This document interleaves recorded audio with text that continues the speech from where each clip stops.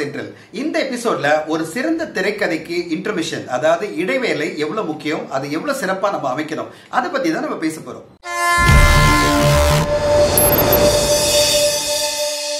அதுக்கு முன்னாடி நம்ம ஃபர்ஸ்ட் ஒரு படத்துக்கு இன்டர்மிஷன் பாயிண்ட் ஏன் வேணும் அதை பத்தி நம்ம பேசணும். ஏன்னா ஹாலிவுட்ல பாத்தீங்கன்னா இன்டர்மிஷன் பாயிண்ட்ஸே கிடையாது. அங்கெல்லாம் படங்கள் லெங்த் மேக்ஸிமம் பாத்தீங்கன்னா 120 நிமிஷம் தான் இருக்கும். அதனால அவங்க இன்டர்மிஷன் பாயிண்டே வைக்க மாட்டாங்க.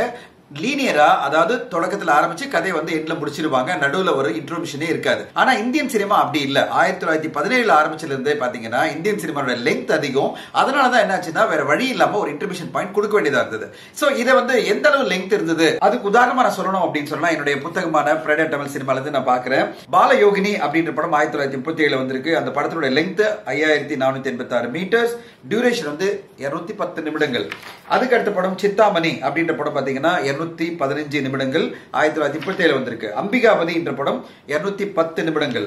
அது பிறகு சேவா சதனம் படம் 210 நிமிடங்கள். இப்படியே பாத்தீங்கன்னா 1931 இருந்து வந்த டாக்கியில பாத்தீங்கன்னா நிறைய படங்கள் 200 நிமிஷம் 220 நிமிஷம் எல்லாம் போயிட்டு இருந்தது.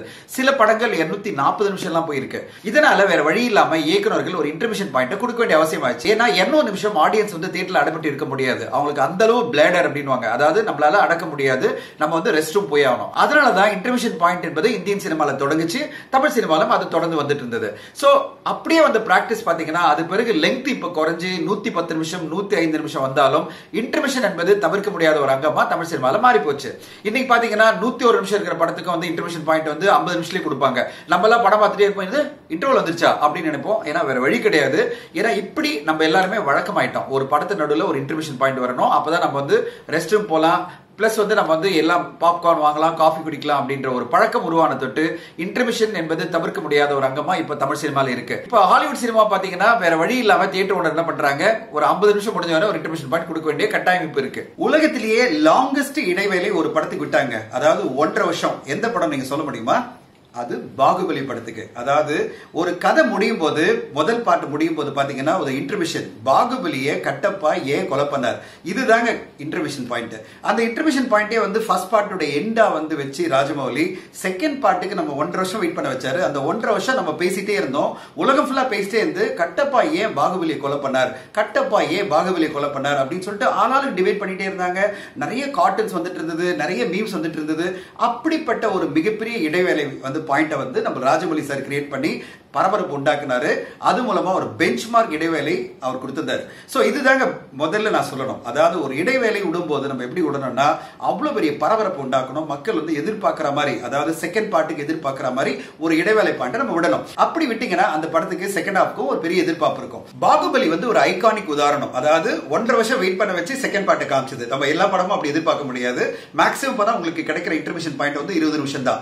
அந்த 20 நிமிஷம் ஆடியன்ஸ் உங்க அடுத்த பார்ட்டுக்கு ரெடி ஆகணும், அடுத்த பாட்டை எதிர்பார்த்து வரணும். அப்படிப்பட்ட பெஸ்ட் இன்டர்மிஷன் பாயிண்ட்ஸ் என்னென்ன படங்கள்ல வந்திருக்கு அப்படின்னு பாத்தீங்கன்னா தமிழ் சினிமால நிறைய படங்களை சொல்லலாம். கிட்டத்தட்ட ஒரு 200-300 படங்களை எக்ஸாம்பிளா சொல்லலாம். அப்படி சொன்னா நான் எபிசோட தான் பண்ணிட்டு இருக்கணும். அது பதில் இந்த எபிசோட்ல சில குறிப்பிட்ட படங்களை நான் உதாரணங்களை சொல்ல விரும்புறேன். அந்த உதாரணங்கள் மூலமா இயக்குநர்களுக்கும் எழுத்தாளர்களுக்கும் ஒரு ஐடியா கிடைக்கும்ன்றதுக்காக தான். ஆனா இந்த மாதிரி பெஞ்ச்மார்க்கான இடைவேளை பாயிண்ட்களை நம்ம பார்த்துட்டு நம்மளும் நம்முடைய கதையில அந்த மாதிரி இடைவேளை பாயிண்ட், அதாவது இன்டர்மிஷனை கரெக்டா வச்சோம்னா ஆடியன்ஸ் எக்ஸைட் ஆவாங்க, கண்டிப்பா செகண்ட் பார்ட்டுக்கும் எதிர்பார்த்து வருவாங்க அப்படின்ற ஒரு ஐடியாவுக்காக தான் இந்த எபிசோட் நம்ம பண்ணியிருக்கோம். இந்த எபிசோட்ல தமிழ் சினிமால சில பெஞ்ச்மார்க்கான இன்டர்மிஷன் பாயிண்ட்ஸ் பத்தி நான் சொல்ல போறேன். அதுல நான் தொடங்கணும் அப்படின்னா நிறைய எம்ஜிஆர் அவர்களோட படங்கள் எல்லாம் தொடங்கணும், அது ரொம்ப ஏர்லியா போயிடும் அப்படின்றதுக்காக ஒரு 1983 இருந்து ஆரம்பிப்போம் அப்படின்னு பிளான் பண்ணியிருக்கேன். 1983 பாத்தீங்கன்னா ஒரு பெஞ்ச்மார்க்கான இன்டர்மிஷன் பாயிண்ட் எதுன்னு கேட்டீங்கன்னா அது ஏ ஜெகநாதன் அவர்கள் டைரக்ஷன்ல சிவாஜி கணேசன் அவர்கள் டபுள் ஆக்ஷன் நடிச்ச வெள்ளை ரோஜா படத்தை சொல்லலாம். இது மலையாளத்தில் வெளிவந்த போஸ்ட் மார்ட்டம் படத்தோட ரீமேக். இந்த படத்துல பாத்தீங்கன்னா முதல்ல சிவாஜி அவர்கள் ஒரு பாதிரியாரா காமிப்பாங்க. ஃபாதர் ஜேம்ஸ் என்ற கேரக்டர்ல அவர் ஒரு கேரக்டருடைய மர்டர் நடக்கும், அதாவது மேரின்ற பொண்ணுடைய மர்டர் நடக்கும். அதை இன்வெஸ்டிகேட் பண்ணணும்னு சொல்லிட்டு அவருடைய இன்னொரு பிரதரான அருள் அப்படின்றவர்கிட்ட இன்வெஸ்டிகேட் பண்ண சொல்லுவாரு. அந்த மேரினுடைய சவத்தை எடுத்து பார்க்கணும், யார் எப்படி மர்டர் பண்ணாங்க அப்படின்னு சொல்லிட்டு அவங்க மறுநாள் போயிட்டு புதைச்சிருக்கிற அந்த பணத்தை எடுப்பாங்க. எடுத்து பாத்தீங்கன்னா அதுல உள்ள படுத்திருக்கிறது யாருன்னு பாத்தீங்கன்னா யார் கம்ப்ளைண்ட் பண்ணாரோ, அதாவது ஃபாதர் ஜேம்ஸே அந்த இதுல பெட்டியில சவ பெட்டியில இருப்பாரு. இன்டர்மிஷன் பாயிண்ட் வரும். பெரிய ஷாக் கொடுக்கும். அந்த டைம்ல வந்து பாத்தீங்கன்னா 83ல அந்த படம் வந்தப்போ எல்லாருமே அதிர்ச்சி ஆனாங்க. என்னன்னா யார் கம்ப்ளைண்ட் கொடுத்தாங்களோ அவர் வந்து அந்த சவப்பெட்டியில் இருக்காரு.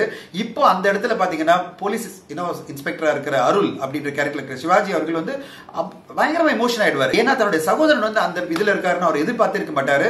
ஆடியன்ஸ்க்கும் அதிர்ச்சி, அந்த படத்துல வந்து எல்லாருமே கேரக்டர் அதிர்ச்சியா இருப்பாங்க. ஆடியன்ஸும் பாத்தீங்கன்னா அந்த இன்டர்மிஷன் பாயிண்ட்ல என்னன்னா இப்படி ஒரு இன்டர்மிஷன் பாயிண்ட் கொடுத்திருக்காங்களே அப்படின்னு சொல்லிட்டு ஒரு எக்ஸைட்மெண்ட்ல வெளியில போவாங்க. இதை எப்படி கண்டுபிடிக்க போறாங்க, யார் வந்து இவரை மர்டர் பண்ணது, எந்த கூட்டம் வந்து இது பின்னாடி இருக்கு, என்ன மாதிரி விஷயங்கள் நடக்குது அப்படின்ற செகண்ட் பார்ட்டை பார்க்கணுன்ற ஆர்வத்தோட அவங்க வந்தாங்க. அது பிறகு அந்த படத்தை வந்து செகண்ட் பார்ட்டை பார்க்கும்போது அந்த படம் இன்னும் ஃபுல்ஃபில் ஆச்சு. அது மூலமா அந்த படம் பெரிய சக்சஸ் ஆச்சு. சோ வெள்ளை ரோஜா ஒரு கண்டிப்பாக ஒரு பிரமாதமான ஒரு இன்டர்மிஷன் பாயிண்ட்டுக்கு உதாரணம்னு கண்டிப்பா சொல்லுவேன். அடுத்த பெஞ்ச்மார்க் இன்டர்மிஷன் பாயிண்டா ஒரு படம் சொல்லணும் அப்படின்னு சொன்னா அது 1989 வெளிவந்த அபூர்வ சகோதரர் படத்தை சொல்லலாம். அதுல பாத்தீங்கன்னா அப்பு அப்படின்ற குள்ள கேரக்டர் பாத்தீங்கன்னா தற்கொலை பண்ணிக்க போவாரு. ஏன்னா அவர் வந்து லவ் ஃபெயிலியர் ஆயிருப்பாரு.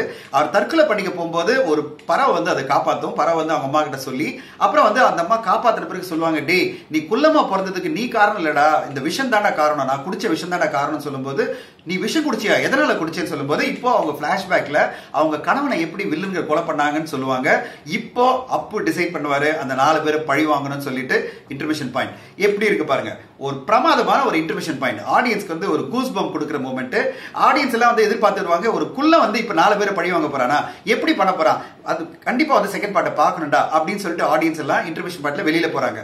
இப்படிதாங்க ஒரு இன்டர்மிஷன் பாயிண்ட் இருக்கணும். அதாவது அந்த இன்டர்மிஷன் பாயிண்ட் வரும்போது ஆடியன்ஸ் எல்லாம் ஐயோ அடுத்த கட்ட என்ன நடக்க போகுது, என்ன எப்படி பண்ண போறான், இவன் எப்படி ஜெயிக்க போறான் அவனுடைய கோல்ல, அப்படிப்பட்ட ஒரு எதிர்பார்ப்பை உருவாக்குற ஒரு இன்டர்மிஷன் பாயிண்ட் நம்ம கொடுக்கும்போது அந்த படம் வந்து கண்டிப்பாக செகண்ட் பார்ட்டுக்கு ஒரு நல்ல ரெஸ்பான்ஸோட தொடங்குது. அடுத்த பெஞ்ச்மார்க் உதாரணம் 1992ல சுரேஷ் கிருஷ்ணா இயக்கத்துல வெளிவந்த அண்ணாமலை படத்தை சொல்லலாம்.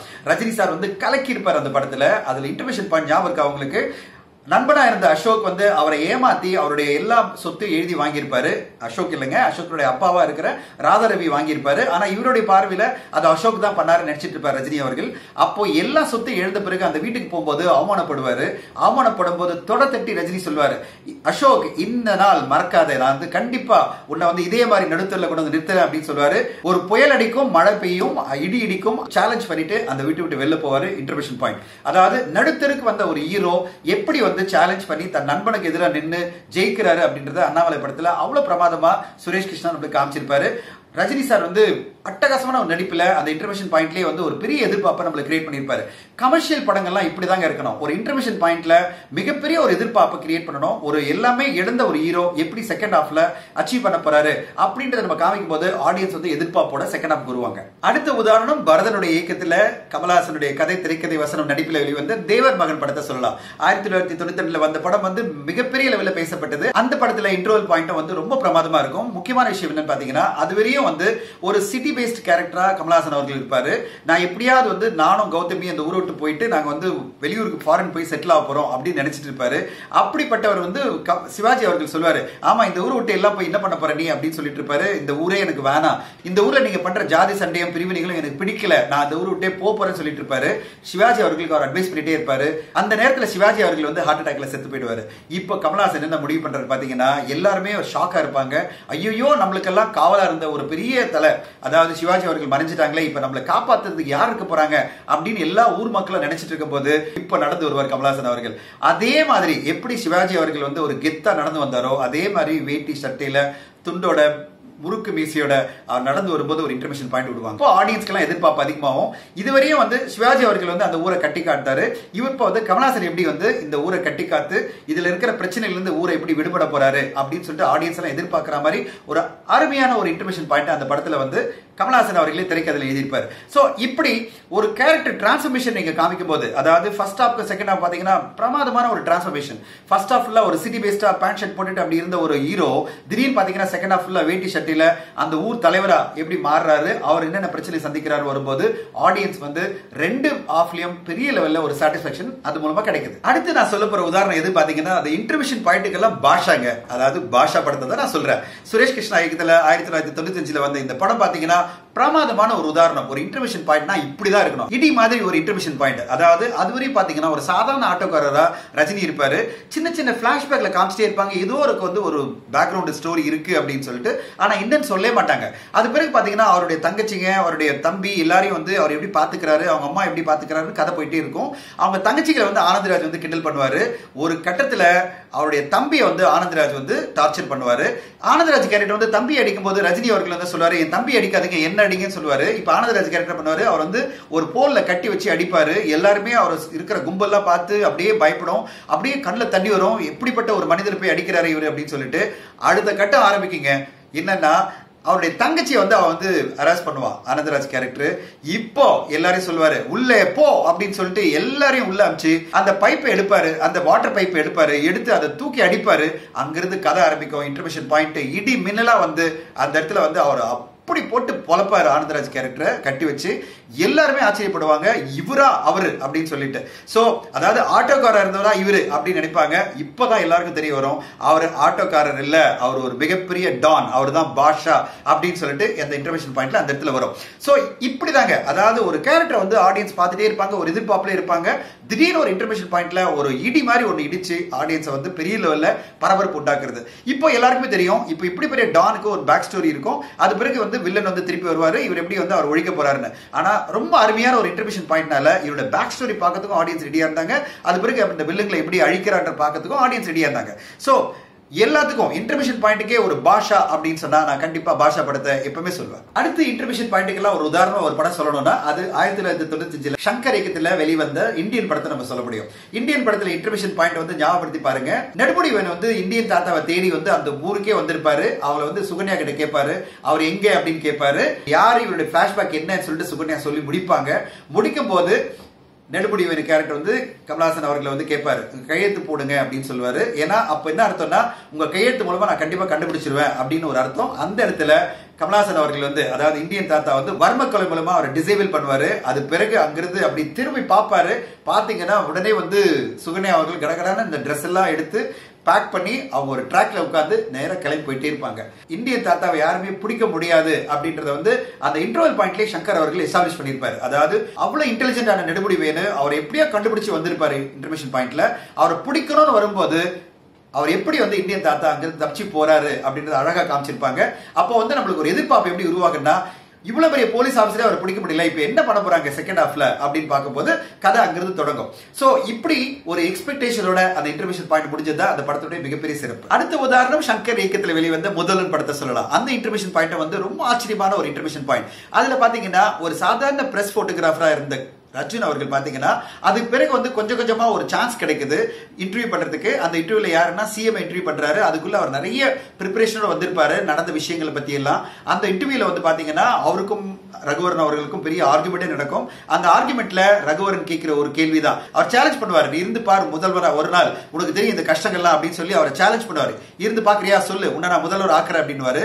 அர்ஜுன் ஒத்துக்க மாட்டாரு. ஆனா அவர் சொல்லுவாரு, ஓடுற பத்தியா, பயந்து ஓடுற பத்தியா அப்படின்னு சொல்லும்போது அர்ஜுன் அவர்கள் சொல்லுவாரு, சரியா நான் முதல்வர் ஒரு நாள் இருக்கேன் அப்படின்னு. அந்த ஒரு நாளையே மிகப்பெரிய மாற்றங்களை அவர் கொண்டு வருவாரு. உலகமே வேந்து பார்க்கும். இப்போ அவர் ஒரு நாள் முடிஞ்ச பிறகு பிரச்சனைகள் தொடங்கும். அவர் சிஎம்மா திருப்பி வந்துருவார் ரகுவரன். அவருக்கு பெரிய பிரச்சனைகள்லாம் உண்டாக்கி அவங்க குடும்பத்தையே ஒரு வழி பண்ணுவாரு. கடைசியில அவரை சாவடிக்க ட்ரை பண்ணும்போது அவர் தப்பிச்சு வரும்போது பாத்தீங்கன்னா அவர் ஃபுல்லா அவருக்கு பாலாபிஷேகமே பண்ணி அவர் வருவாரு. எல்லாருக்குமே தெரிஞ்சு போயிடும் அவரை கொலை பண்ண வந்தாங்கன்னு சொல்லிட்டு. அவர் காலையில எழுந்து பார்க்கும்போது பாத்தீங்கன்னா அவரை சுத்தி பொலிட்டிக்கல் பார்ட்டியா இருக்கும், எல்லாமே இருக்கும். இப்ப வெளியில பாப்பாரு, அந்த ரோடு ஃபுல்லாவே கூட்டமா இருக்கும். இப்ப மணிவண்ணர் கேரக்டர் சொல்லுவாரு, இந்த பார் நீ அரசியலுக்கு வரணும்னு இந்த உலகமே எதிர்பார்க்குது, நீ வா அப்படின்னு. நான் வரமாட்டேன் அப்படின்னு சொல்லுவாரு. நான் அரசியல் எனக்கு வானா அப்படின்னு. பாரியா உன்னை எப்படி எல்லாம் மக்கள் எதிர்பார்க்கறாங்கன்னு சொல்லிட்டு அவர் இழுத்துட்டு போய் காமிப்பாரு. பாத்தீங்கன்னா ஒரு மாற்றுத்திறனாளி அங்க உட்கார்ந்துட்டு இந்த நாடே என்ன மாதிரி ஊனமிட்டு இருக்கு காப்பாத்துன்னு சொல்லுவாரு. அப்பதான் கூஸ்ப மொமெண்ட்ஸ் வரும் எல்லாருக்குமே படம் பார்க்கறவங்களுக்கு. அர்ஜுன் நேரா வருவாரு, கையை தூக்கி நான் வரேன் அப்படின்னு. இன்டர்மிஷன் அப்படியே சீல் குத்துவாங்க, இன்டர்மிஷன் வரும். இப்படிதாங்க ஒரு கேரக்டர் டிரான்ஸ்ஃபர்மேஷன் இப்படிதான் காமிக்கணும். இது பிறகு ஹீரோ என்ன ஆகுறாரு, அச்சீவ் பண்றாரா இல்லையா, அது பிறகு அந்த வில்லன்கள் எப்படி டேக்கிள் பண்றாரு செகண்ட் ஹாஃப். ஆனா ஃபர்ஸ்ட் ஹாஃப்லயே அவ்வளவு பிரமாதமான ஒரு கதையை சொல்லி நம்மள எல்லாம் வேப்ல ஆத்தனதான் சங்கருடைய மிகப்பெரிய சக்சஸ். அந்த இன்டர்மிஷன் பாயிண்ட் அந்த படத்துக்கு ஒரு பெரிய எதிர்பார்ப்பை செகண்ட் ஹாஃப் பத்தி உருவாக்குச்சு. இன்டர்மிஷன் பாயிண்ட்க்கு ஒரு பெஞ்ச் மார்க்கா இன்னொரு படத்தை நம்ம சொல்லணும்னா அது காக்க காக்க 2003 கௌதம் மேனன் இயக்கத்தில் வெளிவந்த இந்த படத்துல சூர்யா அவர்கள் அதிரடி நடிப்பு நடிச்சிருப்பாரு. ஒரு போலீஸ் ஆபீசரா அவர் வந்து எல்லாருமே வந்து என்கவுண்டர் பண்ணிட்டு இருப்பாரு. அவர் சொல்லுவாரு, இவங்களாம் இன்வெஸ்டிகேட் பண்ணிட்டு இருக்க கூடாது, என்கவுண்டர் பண்ணி போடணும் அப்படின்னு என்கவுண்டர் பண்ணிட்டே இருப்பாரு. ஒரு என்கவுண்டர்ல சேது அப்படின்ற ஒரு கேங்ஸ்டரை வந்து அவர் போட்டு தள்ளிடுவாரு. ஆனா அவர் எதிர்பார்க்காத ஒரு விஷயம் என்னன்னு பாத்தீங்கன்னா, சேதுவோட அவரோட பிரதர் பாண்டியாவும் கூட்டாளியா இருந்துதான் அந்த ஒரு பெரிய ஒரு விஷயத்தை பண்ணிருக்காங்கன்னு அவர் வந்து தெரியாது போலீஸ் ஆபீசருக்கு. பாண்டியான்ற கேரக்டர்ல ஜீவன் வந்து அந்த சுவருக்கு அந்த பக்கத்துல நின்றுட்டு பாத்துட்டு இருப்பாரு.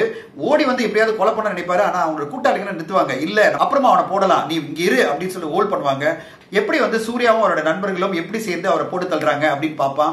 அப்புறம் போன் பண்ணுவான், நீ வந்து என் அண்ணனை போட்டு தள்ளதுக்கு நீ வந்து பெரிய பிரைஸ் பே பண்ண போற, உன்னுடைய காதலியான மாயா அவனுடைய நண்பர்கள் எல்லாருமே இதுக்கு பலியாக போறாங்க அப்படின்னு சொல்லிட்டு மிரட்டுவான் பாண்டியா. இன்டர்மிஷன் அந்த இடத்துல இப்ப நம்மளுக்கு வந்து ஒரு பெரிய எதிர்பார்ப்பு உருவாக்குது. அதாவது சூர்யா அவர்களுக்கே தெரியாத ஒரு கேரக்டரா பாண்டியா கேரக்டர் இருக்கா. அந்த பாண்டியா யாருன்னே இவருக்கு தெரியாது. அந்த பாண்டியா வந்து இவருக்கு வந்து ரிவெஞ்ச் எடுக்க போறேன் அப்படின்னு சொல்லி த்ரெட்டன் பண்றான். அந்த பாண்டியா யாருன்னு கண்டுபிடிக்கணும், தன் காதலியை காப்பாற்றணும், தன் நண்பர்களை காப்பாற்றணும். அப்படிப்பட்ட ஒரு சேலஞ்சோட தான் இன்டர்மிஷன் பாயிண்ட் ஆஃப் காக்க காக்க வரும். அவ்வளவு அருமையான ஒரு இன்டர்மிஷன் பாயிண்ட் நம்மளுக்கு வந்து ஒரு படபடான ஒரு பயமுறுத்தும். என்ன பண்ண போறான் இந்த பாண்டியா அப்படின்னு சொல்லிட்டு ஒரு பெரிய எதிர்பார்ப்பை செகண்ட் ஹாஃப் மேல உருவாக்கும். அடுத்த உதாரணம் 2005 லிங்குசாமி அவர்களுக்கு தெரிவித்த சண்டைக்கோழி படத்தினுடைய இன்டர்மிஷன் சொல்லலாம். சண்டைக்கோழி படத்துல பாத்தீங்கன்னா காசின்ற கேரக்டர் வந்து ஒரு ஊர்ல வந்து கலாட்டா பண்ணிட்டு ஊரே கட்டுக்கோப்புல வச்சிருக்கும், பயங்கரமா மிரட்டி வச்சிருக்கும், எல்லாருமே பயந்துட்டு இருப்பாங்க. அந்த ஊருக்கு வந்து பாலுன்ற கேரக்டர் விஷால் வருவாரு. அந்த பாலுன்ற கேரக்டர் வந்து ஜாலியா தன் நண்பனோட வந்து சேர்ந்துட்டு திடீர்னு அந்த ஊரை விட்டு கிளம்பும் போது அந்த பஸ்ல நடக்கிற ஒரு நிகழ்வுல காசியை வந்து டேக் ஆன் பண்ணுவாரு, காசியை அடிச்சு தள்ளிடுவாரு. இப்ப காசி அவர் அடிக்கணும்னு கொலை பண்ணணும்னு வரும்போது அவர் வந்து அவரை வெறித்தனமா அடிச்சு அவர் வந்து டிசாம் பண்ணுவார். அந்த இடத்துல எல்லாருமே பார்த்து ஆச்சரியப்படுவாங்க. ஊரே மிரல்ற ஒரு காசின்ற கேரக்டரை ஒரு சாதாரண பையன் அடிச்சு போட்டுட்டா அப்படின்னு வரும்போது காசிக்கு வந்து அவமானம் ஆயிடும். எப்படியாவது அந்த பையனை வெட்டி தள்ளணும், அந்த பையனை கொண்டு வந்து இந்த ஊர்ல வெட்டி தள்ளலாம், எனக்கு மீண்டும் அந்த பேர் கிடைக்கும் அப்படின்னு சொல்லிட்டு அவனை வெட்டி தள்ளணும்னு சொல்லிட்டு அவர் வந்து அவனை தேடுங்கடா எங்கடா அந்த பையன் அப்படின்னு தேட ஆரம்பிப்பாங்க. ஊரெல்லாம் தேடுவாங்க. எல்லாம் தேடி கடைசியில இன்டர்மிஷன் பாயிண்ட் வரும்போது பாத்தீங்கன்னா வந்து போன் பண்ணுவான். ஒரு ஊர்ல இந்த ஊர்ல தான் இருக்கா அப்படின்னு சொல்லிட்டு ஒரு தகவல் வரும். அந்த ஊருக்கு போன் பண்ணி அந்த ஊர்ல இருக்கிற அவனுடைய இன்ஃபார்மர் அவனுக்கு போன் பண்ணி சொல்லுவான், காசி கேரக்டர், டேய் அவன் எப்படியாவது அந்த பாலு கேரக்டர் புடிடா அப்படின்னு சொல்லுவான். பாலுவா, யார் சார் பாலு அப்படின்வான். இந்த பாலுடா அப்படின்னு சொல்லுவான். சார் அந்த பாலு யார் தெரியுமா அப்படின்னு சொல்லுவான். இப்போ இன்டர்மிஷன் பாயிண்ட் பேசிக்கலி ஒரு ஆடியன்ஸ்க்கு என்ன சர்ப்ரைஸ், நம்ம அதுவரையே நினைச்சது பாலு வந்து ஒரு சாதாரண ஆளு அப்படின்னு நினைச்சா அந்த பாலு வந்து மிகப்பெரிய இன்னொரு பெரிய டானுடைய பையன். அதாவது டான் அப்படின்னா இன்னொரு ஒரு ஊருக்கு மிகப்பெரிய டானா இருக்கிற ராஜ்கிரனுடைய பையன் அப்படின்றது தான் இன்டர்மிஷன் பாயிண்ட்ல வரும். சோ அங்கிருந்து இப்போ இந்த காசி கேரக்டர் அவ்வளவு பெரிய டானான பையனை டேக் ஆன் பண்ண போறான். அவனை ஜெயிக்கிறானா இவன் ஜெயிக்கிறானா அப்படின்றது வந்து செகண்ட் ஹாஃப்ல லிங்குசாமி அவர்கள் நம்மளுக்கு காமிச்சிருப்பார். சோ ஒரு இன்டர்மிஷன் பாயிண்ட்ல நம்மளுக்கு ஒரு பெரிய எதிர்பார்ப்பை உருவாக்கி, அதாவது ஒரு டான் வந்து இன்னொரு டானுடைய பையனை எப்படி டேக் ஆன் பண்ண போறான், என்ன மாதிரி பிரச்சனைகளை செகண்ட் ஹாஃப்ல சந்திக்க போறா அப்படின்றத ரொம்ப அருமையா லிங்குசாமி நம்மளுக்கு அந்த படத்துல காமிச்சிருப்பார். சோ ஒரு இன்டர்மிஷன் பாயிண்ட்ன்றது இப்படிதான் ஒரு பெரிய பிரச்சனையோட என் பண்ணி இந்த பிரச்சனையில இருந்து எப்படி வந்து மீண்டு வர போறாங்க, இல்ல இவன் கோல் அச்சீவ் பண்ணானா இல்ல அவன் கோல் அச்சீவ் பண்ணானன்றத ஆடியன்ஸ்க்கு தெளிவா சொல்றதா செகண்ட் ஹாஃப் குறிக்கோள் அப்படின்னு சொல்லிட்டு போனா ஆடியன்ஸ் வந்து ஒரு எக்ஸைட்மெண்டோட செகண்ட் ஹாஃப் வெயிட் பண்ணுவாங்க. அடுத்த முக்கியமான ஒரு உதாரணம் இன்டர்மிஷன் பாயிண்ட்க்கு எதுன்னு பாத்தீங்கன்னா அது சங்கர் இயக்கத்துல ரஜினி சார் நடிப்பில் வெளிவந்த சிவாஜி படத்தை சொல்லலாம். இந்த படத்திலையும் பாத்தீங்கன்னா சிவாஜின்ற ஒரு கேரக்டர் வந்து ஃபாரின்ல இருந்து ஒரு 100 கோடி ரூபாய் இன்வெஸ்ட் பண்ணணும், ஒரு பெரிய மெடிக்கல் காலேஜ் இன்ஜினியரிங் காலேஜ் கட்டணும், ஃப்ரீ எஜுகேஷன் கொடுக்கணும்னு வருவாரு. ஆனா அவருக்கு எதிர நிப்பாரு சுமன் அப்படின்ற ஒரு மிகப்பெரிய எஜுகேஷனிஸ்ட். அவர் சொல்லுவாரு, நீ பாட்டு வந்து ஃப்ரீ எஜுகேஷன் கொடுத்துருவா, நாங்களாம் எங்கடா போறது அப்படின்னு சொல்லிட்டு இவருக்கு எதிர பெரிய தடங்களுக்கு எல்லாம் ஏற்படுத்துவாரு. இந்த தடங்களுக்கு மூலம் என்ன ஆகும்னா இவர் என்னென்ன இன்வெஸ்ட் பண்ணாரோ எல்லாமே இழந்துருவாரு. மொத்தமா இழந்து கடைசியில பாத்தீங்கன்னா நடுத்தருக்கு அந்த குடும்பமே மொத்த சொத்தை இழந்து கடைசியில வந்து நிற்கும். இப்போ சுமன் கேரக்டர் வந்து அவர்கிட்ட வந்து ₹1 கையில கொடுத்துட்டு போவாரு. இந்த சொல்வாரு, இதான் உனக்கு ₹1 பிச்சை போடுறா அப்படின்னு சொல்லுவாரு. அந்த பிச்சை அந்த ₹1 எடுத்துட்டு அப்படியே ரஜினி நிப்பாரு இன்டர்மிஷன் பாயிண்ட். அப்ப வந்து விவேக் அவர்கள் சொல்லுவாரு, என்ன சிவாஜி எல்லாத்தையும் எழுந்துட்டு நீ அப்படின்னு சொல்லும் போது இப்போ அந்த ₹1 காயினை வச்சுக்கிட்டு ரஜினி சார் சொல்லுவாரு, இந்த ₹1 காயின்ல இருந்து நான் என்னோட வாழ்க்கையை திருப்பி ஆரம்பிக்கிறேன். பூ விழுந்தா பூ பாத, சிங்கம் விழுந்தா சிங்கப்பாதை அப்படின்னு சொல்லிட்டு அந்த ₹1 காயினை போடுவாரு. அந்த ₹1 காயில வந்து சிங்கம் விழும், இனிமே சிங்கப்பாதை அப்படின்னு. அதுதான் செகண்ட் ஹாஃப் ஆஃப் சிவாஜி. அதாவது சிங்கப்பாதை என்ன அப்படின்ற ஒரு கியூரியாசிட்டி வந்து சங்கர் அவர்கள் நம்மளுக்கு ஏற்படுத்தி இருப்பாரு சிவாஜி படத்துல. அடுத்த உதாரணம் ஏஆர் முருகதாசனுடைய எழுத்து இயக்கத்தில் வெளிவந்த துப்பாக்கி படத்தை சொல்லலாம். தளபதி விஜய் கலக்கி இருப்பார் அந்த படத்துல. அந்த படத்தோட இன்டர்மிஷன் பாயிண்ட் வந்து one of the biggest highlight of the film அப்படின்னு சொல்ல முடியும். என்னன்னா அந்த இன்டர்மிஷன் பாயிண்ட்க்கு முன்னாடி பாத்தீங்கன்னா ஒரு 12 பேர் 12 இடத்துல பாம் வைக்கணும்னு சொல்லிட்டு பல பப்ளிக் இடங்களுக்கு போயிருப்பாங்க. அந்த 12 பேரையும் எப்படி வந்து விஜய் அவர்கள் போயிட்டு பிளான் பண்ணி இன்டெலிஜென்ட்டா பிளான் பண்ணி தன்னுடைய ஆளுங்க 12 பேரை கொண்டு போயிட்டு அவங்க 12 பேரையும் போட்டு தள்ளுவாரு. ஷாக் ஆகும். என்டையர் வந்து பாத்தீங்கன்னா 12 பேரும் ஒரே ஸ்கிரீன்ல வருவாங்க. அந்த 12 பேரையும் ஒரே டைம்ல ஷூட் அப்படின்னு 12 பேரையும் போட்டு தள்ளிடுவாங்க அவருடைய டீம். போட்டு தள்ளி முடிச்ச பிறகு பாத்தீங்கன்னா இப்ப வில்லன் வந்து அங்கிருந்து கால் வரும்.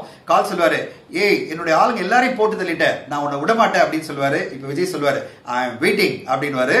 இன்டர்மிஷன் பாயிண்ட் பாருங்க. இப்போ வில்லன் வந்து காஷ்மீர்ல இருந்து கிளம்பி வரப்போறான் ஹீரோவை டேக் ஆன் பண்றதுக்கு. அப்படிதாங்க ஒரு இன்டர்மிஷன் பாயிண்ட் வேணும். அதாவது ஆடியன்ஸ் எல்லாம் சொன்னோம் I am waiting for the second half அப்படின்னு சொல்லணும். அப்படிதான் வந்து அந்த டயலாக் வந்து முருகதாஸ் அவர்கள் அங்க எழுதியிருக்காரு. ஐ எம் வெயிட்டிங் விஜய் சொல்றதா நம்ம வந்து இன்டர்மிஷன் பாயிண்டா எதிர்பார்க்கிறது எல்லார்கிட்டயும். அதாவது I am waiting for your second half அப்படின்னு இயக்குறவர்கிட்டயும் எழுத்தாளர்கிட்டயும் நம்ம சொல்லணும். அப்படிப்பட்ட ஒரு ஃபர்ஸ்ட் ஹாஃப் முடிஞ்சதுன்னா பிரமாதமா ஒரு படத்துக்கு இருக்குன்றதுக்கு துப்பாக்கி ஒரு முக்கியமான உதாரணம். யதார்த்த சினிமாக்கள்ல அதிரடியான ஒரு இன்டர்மிஷன் பாயிண்ட் வர முடியுமா? நிறைய படங்கள்ல வந்திருக்கு. உதாரணம் நான் சொல்லணும் அப்படின்னு சொன்னா சுப்பிரமணியபுரம் படத்தை சொல்லலாம். சுப்பிரமணியபுரம் படம் பாத்தீங்கன்னா கிட்டத்தட்ட ஒரு 45-50 நிமிஷம் வரையும் கதைக்கே வரமாட்டாங்க. ஜாலியா என்ஜாய் பண்ணிட்டு இருப்பாங்க. அந்த கேரக்டர் எல்லாருமே 4 ஃப்ரெண்ட்ஸை வந்து டோட்டலா கலாச்சிட்டு இருப்பாங்க. ஊர்ல இருக்கிற தலைவரை பஞ்சாயத்து தலைவரை கலாய்ப்பாங்க, பொண்ணுங்களை பார்த்துட்டு கலாச்சிட்டு இருப்பாங்க, ஜாலியா இருப்பாங்க. அதுலதான் வந்து கண்கள் இரண்டால் சாங்ல வந்து ஜெய் அண்ட் ஸ்வாதி லவ் பண்ணுவாங்க. அந்த லவ்க்கு இவங்க எல்லாம் துணையா இருப்பாங்க. நம்ம படம் பார்க்குற எல்லாருமே நினைச்சிட்டு இருப்போம் எப்படா கதைக்கு வருவாங்க அப்படின்னு நினைச்சிட்டு இருப்போம். அப்புறம் கதைக்கு வருவாங்க. அந்த கதையில பாத்தீங்கன்னா சமுத்திரக்கனி அவர்கள் வந்து டாக்ட்ஃபுல்லா இவங்களை வந்து கன்வின்ஸ் பண்ணுவாரு. தன்னுடைய அண்ணனை வந்து மொத்தமா இந்த பொலிட்டிஷியன் வந்து எல்லாம் பாதிச்சுட்டாங்க. அண்ணன் வந்து ஸ்ட்ராங்கா பாலிடிக்ஸ்ல வரணும்னு சொன்னா ஒருத்தர் போடணும், இது யார் பண்ணுவாங்க தெரியலையே அப்படின்னு வரும்போது டக்குன்னு பாத்தீங்கன்னா ஜெய் வந்து கமிட் பண்ணுவாரு. இப்போ வந்து சசிகுமார் கேரக்டரும் அவருடைய ஃப்ரெண்ட்ஸும் வேற வழி இல்லாம இந்த 4 பேரும் சேர்ந்து ஒரு பொலிட்டிஷியனை வந்து ஏர்லி மார்னிங் மானிட்டர் பண்ணி அது பிறகு ஒரு சைக்கிள் போவாங்க. அவர் வந்து வாக் போகும்போது அவரை போட்டு தள்ளுவாங்க. 4 பேருமே அமெச்சூர். இதுவரையும் அவங்க கொலை பண்ணதே கிடையாது. ஒரு அமெச்சூரிஷா திடீர்னு போயிட்டு அந்த இடத்துல அந்த வாக் போயிட்டு இருக்கிறவர் வந்து கொலை பண்ணிட்டு அந்த இடத்துல பயந்து போய் அந்த சைக்கிளை விட்டுட்டு ஓடி போயிடுவாங்க. இந்த இடத்துல இன்டர்மிஷன் பாயிண்ட் வரும். இப்போ இது வந்து ஒரு அதிர்ச்சியான ஒரு இன்டர்மிஷன் பாயிண்டா இருக்கும். ஏன்னா ஒரு ஜாலியா போயிட்டு இருந்த ஒரு படம் இந்த மாதிரி ஒரு இன்டென்ஸான ஒரு சேஞ்ச் வருமா அப்படின்னு எதிர்பார்க்காத ஒரு படத்துல திடீர்னு பாத்தீங்கன்னா ஒரு கொலை நடக்குது. 4 பேரும் இதனால மாட்டிக்க போறாங்கன்னு தெரியுது. இப்போ இந்த 4 பேர் என்ன ஆச்சு அப்படின்ற எதிர்பார்ப்பை செகண்ட் ஹாஃப்ல நம்மள உருவாக்குது. இப்படிதாங்க நீங்க வந்து ஒரு 40 நிமிஷம் நீங்க வந்து கதைக்கு வரலனாலும் பிரச்சனை இல்லை. ஆனா அதுக்கு பிறகு நீங்க அதிரடியான ஒரு இன்டர்மிஷன் பாயிண்டோட நிறுத்தினீங்கன்னா கண்டிப்பா ஆடியன்ஸ் வந்து செகண்ட் ஹாஃப்ல பெருசா எதிர்பார்ப்பாங்க. மிட் பாயிண்ட்டுக்கு ஒரு பெஞ்ச் மார்க்கா இன்னொரு உதாரணம் எது சொல்லலாம் அப்படின்னு பாத்தீங்கன்னா அது வெங்கட் பிரபு இயக்கத்துல 2011 அஜித் அவர்கள் நடிப்பில் வந்த மங்காத்தா படத்தை சொல்லலாம். மங்காத்தா படத்துல பாத்தீங்கன்னா விநாயகன் கேரக்டர்ல அதிரடியா ஆக்ஷன் பண்ணிட்டே இருப்பாரு அஜித் அவர்கள். முதல்ல இருந்தே ஸ்டைலிஷான ஒரு அவர் வில்லனா ஹீரோவா அப்படின்னு எஸ்டாப்ளிஷ் ஆக போயிட்டே இருக்கும். ஒரு 4 பேர் சேர்ந்து ஒரு 500 கோடி அடிக்கணும் பிளான் பண்ணும்போது இவர் 5ஆவது அவங்களும் சேர்ந்துருவாரு. எல்லாரும் ஒன்னா சேர்ந்து 500 கோடி அடிச்சிருவாங்க. அந்த 500 கோடி அடிச்சுட்டு ஒரு குடோன்ல எடுத்து வைக்கும் போது இப்போ அஜித் அவர்கள் வந்து ஒரு செஸ் கேம் விளையாடுவாரு. அந்த செஸ் கேம்ல இந்த எல்லாரையும் எப்படி போட்டு தள்ளிட்டு நான் 500 கோடியை தூக்கிட்டு போறேன் அப்படின்னு சொல்லிட்டு ஒரு பிளான் போடுவாரு. அந்த பிளான் போடுற சீனை வந்து ரொம்ப அருமையா வெங்கட் பிரபு நம்மளுக்கு காமிச்சிருப்பாரு. அதாவது ஒரு சீன்ல அவங்க எப்படி போட்டு தள்ள போறேன் அப்படின்னு சொல்லிட்டு மொத்தமா காமிச்சிட்டு கடைசியில வந்து டயலாக்ல எத்தனை நாள் தான் நல்லவனாவே நடிக்கிறது அப்படின்னு சொல்லிட்டு ஒரு இன்டர்மிஷன்ல கொடுப்பாரு. அதாவது ஒரு கேரக்டர் வந்து எப்படி எல்லாம் வந்து ஒரு நல்லவனா கெட்டவனா இல்லாத போயிட்டு இருந்த ஒரு கேரக்டர் மொத்தமாவே நான் கெட்டவன் தாண்டா அப்படின்னு சொல்லிட்டு அந்த இன்டர்மிஷன் பாயிண்ட்ல ரொம்ப அழகா எஸ்டாப்ளிஷ் பண்ணிருப்பாரு அஜித் அவர்கள். வெங்கட் பிரபு வந்து அவ்வளவு அருமையா அந்த சீனை வந்து இயக்கி இருப்பாரு. ரொம்ப ஸ்டைலிஷான ஒரு இயக்கம், ரொம்ப அருமையான ஒரு இன்டர்மிஷன் பாயிண்ட். பெஸ்ட் இன்டர்மிஷன் பாயிண்ட்க்கு பாரஞ்சித் இயக்கத்துல வெளிவந்த மெட்ராஸ் படத்தையும் ஒரு உதாரணமா நம்ம சொல்ல முடியும். 2014 வெளிவந்த இந்த படத்துல பாத்தீங்கன்னா கார்த்தி, கலையரசன் நிறைய பேர் நடிச்சிருப்பாங்க. இந்த படத்தோட இன்டர்மிஷன் பாயிண்ட்க்கு முன்னாடி என்ன கதையா வரும் அப்படின்னு பாத்தீங்கன்னா ஒரு வாளை வந்து பொலிட்டிக்கல் கேம்பெயினுக்காக யூஸ் பண்ணன்னு சொல்லிட்டு கண்ணன் அப்படின்ற கேரக்டர்ல நந்தகுமார் வந்து ட்ரை பண்ணுவாரு. அவருடைய மகன் தான் வந்து பெருமாள், அவருடைய மகன் தான் வந்து கண்ணன் என்ற கேரக்டர்ல மைம் கோபி இருப்பாரு. இப்போ இவங்களுக்கு எதிராக யார் நிற்பாங்க பாத்தீங்கன்னா கார்த்தியும் கலையரசன் நிற்பாங்க. இப்ப 2 பேரையும் போட்டு தள்ளன்னு சொல்லிட்டு பெருமாள் வந்து அவங்கள தேடி வந்திருப்பாரு. இந்த போட்டு தள்ளன்னு வரும்போது இந்த ஒரு பெரிய ஆக்ஷன் பிளாக்ல அந்த அட்டாக்ல பாத்தீங்கன்னா ரொம்ப இன்டெலிஜென்ட்டா கார்த்தி அவர்கள் வந்து மைம் கோபியை போட்டு தள்ளிடுவாரு. இவங்க 2 பேரும் தப்பிச்சு ஓடிடுவாங்க. இந்த இடத்துல இன்டர்மிஷன் பாயிண்ட். இப்போ யார் வந்து இவங்களை கில் பண்ண வந்தாங்களோ அவங்களே இவங்க வந்து 2 பேரும் போட்டு தள்ளிடுவாங்க. அதனால ஒரு மிகப்பெரிய மாற்றமே அவங்க வாழ்க்கையில நிகழும். எப்படி சுப்பிரமணியம் படத்துல ஒரு 4 பேர் வந்து ஜாலியா போயிட்டு இருந்த வாழ்க்கையில திடீர்னு அவங்க பண்ற ஒரு கொலை வந்து ஒரு பெரிய காரணமா இருக்கோ, அதே மாதிரி மெட்ராஸ் படத்திலையும் இவங்க 2 பேரும் சேர்ந்து பண்ற ஒரு கொலை இவங்க வாழ்க்கையை புரட்டி போடும். இப்படிதாங்க ஒரு இன்டர்மிஷன் பாயிண்ட் வந்து ஒரு கதையினுடைய போக்கையே மாத்தணும். அதாவது ஃபர்ஸ்ட் ஹாப்ல போயிட்டு இருக்கிற ஒரு போக்குல இருந்து தடால்னு வேற போக்குல அந்த படம் ஷிஃப்ட் ஆகி போகும்போது செகண்ட் ஹாப் மீது மிகப்பெரிய இன்ட்ரெஸ்ட் ஆடியன்ஸ்க்கு உருவாகும். இப்படி நிறைய உதாரணங்களை நம்ம சொல்லிட்டே போலாங்க. ஏன்னா தமிழ் சினிமாவில் பாத்தீங்கன்னா இந்த மாதிரி இன்டர்மிஷன் பாயிண்ட்லயே அதிரடியா ஸ்கோர் பண்ண படங்கள் நிறைய இருக்கு. நான் வந்து சில உதாரணங்கள் தான் சொன்னேன், அதுவும் மிகப்பெரிய வெற்றி அடைஞ்ச படங்களை சொன்னேன். ஏன்னா இன்ஸ்டன்டா உங்களுக்கு கனெக்ட் ஆகும் அப்படின்னு சொல்லிட்டு. அதனால இம்பாக்டான இன்டர்வல் பாயிண்ட் மற்ற படங்கள் இல்லைன்னு அர்த்தம் இல்லை, நிறைய படங்கள் இருந்திருக்கு. இதெல்லாம் செலக்டிவான உதாரணங்கள் தான். இப்ப சமீபத்தில் வந்து ஒரு படத்துல அதே மாதிரி உதாரணம் சொன்னோம் அப்படின்னு சொன்னா அது கண்ணும் கண்ணும் கொள்ளையடித்தாலுடைய இன்டர்வல் பாயிண்ட் நம்ம சொல்ல முடியும். கண்ணும் கண்ணும் கொள்ளையடித்தால பாத்தீங்கன்னா 2 பேர் யங்ஸ்டர்ஸ் வந்து கான் பண்ணிட்டு இருப்பாங்க, ஊரே ஏமாத்திட்டு இருப்பாங்க. அவங்க என்னென்னமோ பண்ணி ஏமாத்தி பணம் சம்பாதிச்சிட்டு இருப்பாங்க.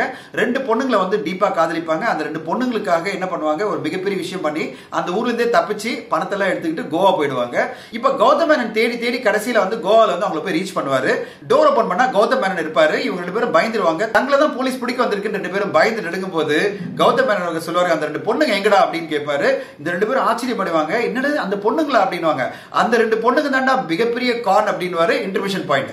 அதாவது எப்படின்னா ஆடியன்ஸ்க்கு இதுவரையும் தெரியாம ஒரு சர்ப்ரைஸ் என்னன்னா இந்த 2 பேர் தான் வந்து ஏமாத்துக்காரனுங்க, இவங்க வந்து போலீஸா இருக்கிற கௌதம் மேனன் பிடிக்க போறாரு அப்படின்னு நினைச்சு போயிட்டு இருக்கிற ஒரு கதை டக்குன்னு ஒரு ட்விஸ்ட் அடிக்குது. என்ன ட்விஸ்ட்னா இவங்க 2 பேரோட ஸ்மார்ட்டா அந்த 2 பொண்ணுங்களும் ஏமாத்திக்காரங்க தான் அப்படின்னு சொல்லிட்டு அந்த இன்டர்வல் பாயிண்ட்ல வருது. இது பிறகு இந்த 2 பேரும் அந்த பொண்ணுங்களை தேடி போறதும் அது பிறகு என்ன நடக்குதோ செகண்ட் ஹாஃப்ல. இப்படி இன்டர்வல் பாயிண்ட்லயே ஒரு மிகப்பெரிய ட்விஸ்ட் கொடுத்து நம்மள எல்லாம் வந்து தேசிங் பெரியசாமி சர்ப்ரைஸ் பண்ணாரு. இப்படி நிறைய படங்கள் இருக்கு. சிவப்பு மஞ்சள் பச்சை படம் சொல்லலாம், மெட்ரோ படம் சொல்லலாம். இந்த மாதிரி நிறைய படங்கள்ல வந்து இன்டர்மிஷன் பாயிண்ட்ல பெரிய லெவல்ல நம்மளுக்கு சர்ப்ரைஸ் எல்லாம் வந்திருக்கு. உதாரணமா தான் சில படங்களை நான் இப்ப சொல்லியிருக்கேன். முக்கியமான விஷயம் நம்ம மனசுல வைக்க வேண்டியது என்ன பாத்தீங்கன்னா, வெகுஜன சினிமாக்கு கண்டிப்பாக அதிரடியான ஒரு இன்டர்வல் பாயிண்ட் தேவைப்படுது. ஏன்னா வெகுஜன சினிமானாலே ஒரு எக்ஸாஜரேஷன் தான். அந்த எக்ஸாஜரேஷன்ல நீங்க எவ்வளவு தூரம் ஆடியன்ஸ் இம்ப்ரெஸ் பண்றீங்க இன்டர்வல் பாயிண்ட் ரொம்ப முக்கியம். ஆனா இதே வந்து ஒரு ஆர்டிஸ்டிக்கான படத்துக்கு அவசியம் கிடையாது. ஆர்டிஸ்டிக்கான படத்துக்கு ரொம்ப அருமையா நம்ம பிரசன்ட் பண்ணிட்டு போனா போறோம், கதையை நீட்டா சொல்லிட்டு போனா போறோம். இன்டர்வல் பாயிண்ட்டுக்காக மெனக்கெடணும் அவசியம் கிடையாது. இந்த மாதிரி தமிழ் சினிமாவில் நிறைய படங்கள் வருது. இன்ஃபேக்ட் நீங்க நிறைய படங்கள் பாத்தீங்கன்னா இன்டர்மிஷன் பாயிண்ட் அப்ப நம்ம எல்லாம் ஆச்சரியப்படுவது இன்டர்மிஷனா என்னடா அது ஒண்ணுமே நடக்கல, இப்ப போய் இன்டர்வல் பாயிண்ட் கொடுக்குறாங்களே அப்படின்னு சொல்லிட்டு. நீங்க அந்த மாதிரி ஒரு இன்டர்மிஷன் பாயிண்ட், அதாவது பிளாட்டான ஒரு இன்டர்மிஷன் பாயிண்ட் கொடுத்தீங்கன்னா ஆடியன்ஸ் கண்டிப்பா வெளியில வந்து பெருசா அந்த படத்தை பத்தி பேச மாட்டாங்க. என்னமோ போயிட்டு இருக்குப்பா இந்த படம், என்னமோ வரும், இனிமேதான் கதைக்கு வருவாங்க போல இருக்கு அப்படின்னு சொல்லிட்டு டாக் வந்து மிக்ஸ்டா தான் போவோம். அந்த மாதிரி படங்களுக்கு ஒரு இன்டர்வல் பாயிண்ட் எப்படி இருக்கணும்னு உதாரணங்கள் சொல்லும் போதே நான் சொல்லிட்டு இருந்தேன். ஆனா நம்மளை பொறுத்தவரையும் ஒரு பெரிய சேலஞ்ச் இருக்கு. இன்டர்மிஷன் அப்படின்னு சொல்லிட்டு ஒரு 20 நிமிஷம் ஆடியன்ஸை வெளியில அனுப்புறோம். அதனால அவங்களுக்கு அந்த இன்டர்மிஷன் பாயிண்ட்ல அவங்க வெளியில போகும்போது ஒரு எதிர்பார்ப்போட செகண்ட் ஹாப் வரணும். ஏன்னா இன்டர்மிஷன் பாயிண்ட்லயே ஃபர்ஸ்ட் வெர்டிக்ட் வெளியில வந்துடும். ஏன்னா இப்ப இருக்கிற சோஷியல் மீடியா உலகத்துல இன்டர்மிஷன் பாயிண்ட்ல ஆடியன்ஸ் எல்லாம் வந்து மக்களுக்கு தெரியப்படுத்துறாங்க எப்படி ஃபர்ஸ்ட் ஹாப் இருந்தது, நம்மள என்கேஜ் பண்ணிச்சா இல்லையா, நம்மள ஆச்சரியப்பட வச்சுதா இல்லையா, ஒரு புதுசா இருந்ததா இல்லையா அப்படின்னு நிறைய ஆடியன்ஸ் ஃபர்ஸ்ட் ஹாப் முடியும் போது ஒரு வேர்டிக் டிசைட் பண்ணிடுறாங்க. அந்த முடிவு வந்து ஃபர்ஸ்ட் ஹாப் முடிவு பாத்தீங்கன்னா உலகம் ஃபுல்லா பரவிடும் படம் எப்படி இருக்கு அப்படின்னு சொல்லிட்டு. படம் ஃபர்ஸ்ட் ஹாப் முடியும் போதே ஆடியன்ஸ் வெளியில வந்துட்டு படம் மொக்கையா போகுது அப்படின்னு 20 நிமிஷத்துல பேச ஆரம்பிச்சிட்டாங்கன்னா பரவலா எல்லா மக்களுக்கும் போய் சேர்ந்துடும். அது பிறகு செகண்ட் ஹாஃப்ல நீங்க என்னதான் பிரமாதமா கொடுத்திருந்தாலும் அது வந்து ஆடியன்ஸை திருப்திப்படுத்துமா சொல்ல முடியாது. சோ மிக முக்கியமான விஷயம் என்னன்னு பாத்தீங்கன்னா ஃபர்ஸ்ட் ஹாஃப்ல நீங்க எப்படியாவது அவங்களை கவர்ந்துடணும். அவங்க ஃபர்ஸ்ட் ஹாஃப் முடியும் போது ரொம்ப பாராட்டிட்டே இருந்தாங்கன்னா செகண்ட் ஹாஃப்ல ஓரளவு நல்லபடியா இருந்தாலும் போறோம், நம்ம தப்பிச்சிடலாம். ஒரேடியா மொக்கையா இருக்க கூடாது, ஆனா செகண்ட் ஹாஃப் சாட்டிஸ்ஃபேக்டரியா இருந்தாலே போறோம். எல்லா இயக்குநர்களும் கதாசிரியர்களும் மனசுல வைக்கிற விஷயம் என்ன, நம்ம ஃபர்ஸ்ட் ஹாஃப்ல எவ்வளவு பிரமாதமா ஆடியன்ஸ் இம்ப்ரெஸ் பண்றோம், ஒரு பெரிய சேலஞ்சில் கொண்டு போய் நிறுத்தினோம்னா ஆடியன்ஸ் வந்து கண்டிப்பா செகண்ட் ஹாஃப் எதிர்பார்ப்பாங்க. நான் சொன்ன உதாரணங்களே உங்களுக்கு தெரியும். எப்படி ஒரு படத்துக்கு வந்து ஒரு நல்ல துவக்கம் வேணுமோ அதே மாதிரி இன்டர்மிஷனும் ரொம்ப சூப்பரா இருக்கணும், எஸ்பெஷலி இந்தியன் சினிமால. அப்பதான் வந்து ஆடியன்ஸ் வந்து இன்டர்மிஷன் பாயிண்ட்ல அருமையா அந்த படத்தை பத்தி பேசி செகண்ட் ஹாஃப்ல எதிர்பார்ப்போட வருவாங்க. ஒரு பாசிட்டிவான டாக் மக்கள் மத்தியில போகும். இதை மனசுல வச்சுக்கிட்டு தான் எல்லாரும் திரைக்கதைகளை உருவாக்கணும், இன்டர்மிஷன் பாயிண்ட்ல கிரியேட் பண்ணணும்ன்றது தான் இந்த எபிசோட நோக்கம். உங்களுக்கு இந்த எபிசோட் பிடிச்சிருக்கும் நம்புறோம். சினிமா சென்ட்ரலுக்கு சப்ஸ்கிரைப் பண்ணுங்க, ஷேர் பண்ணுங்க, லைக் பண்ணுங்க. மிக முக்கியமா உங்க கமெண்ட்ஸ் கீழ பதிவு பண்ணுங்க. உங்களுக்கு பிடிச்ச இன்டர்மிஷன் பாயிண்ட்ஸ் நீங்க வந்து கமெண்ட்ஸ்ல பதிவு பண்ணா அது எல்லாருக்குமே உபயோகமா இருக்கும். நான் சொன்னதெல்லாம் சில செலக்டட் எக்ஸாம்பிள்ஸ் மட்டுமே. Thank you so much for watching Cinema Central.